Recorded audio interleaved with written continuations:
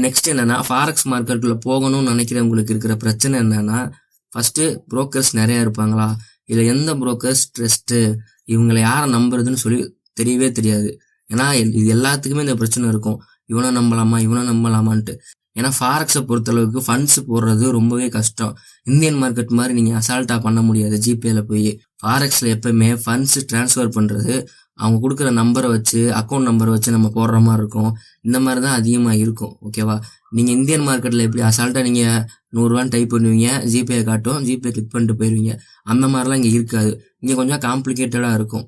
இப்ப ரீசென்ட்டா கூட எக்ஸ்நெஸ்ட்ன்னு சொல்லி ஒரு புரோக்கர் ஆப் இருந்துச்சு. அந்த ஆப்ப பார்த்தீங்கன்னா, பிளே ஸ்டோர்லேருந்து தூக்கிட்டாங்க. நெறைய பேர் அதில ஃபண்ட் வச்சிருந்தாங்க. நெனச்சு பாருங்க, ஒரு ரூ. 2,00,000 ரூ. 3,00,000 இந்தியால இருந்து ஃபண்ட் வச்சிருப்பாங்கல்ல, அவங்க என்ன நெனச்சிருப்பாங்க நெனச்சு பாருங்க. அந்த அளவுக்கு இந்த மாரி நடக்கிறதுனால தான் பயப்படுறாங்க. ஆனா, அதுக்கு பின்னாடி இருக்க ரீசன் வந்து என்னன்னா, அவங்க வந்து நியூ ரிஜிஸ்டர வந்து ஸ்டாப் பண்றாங்க. புது கிளையண்ட்ஸ் வந்து இப்போதைக்கு வேணாம்.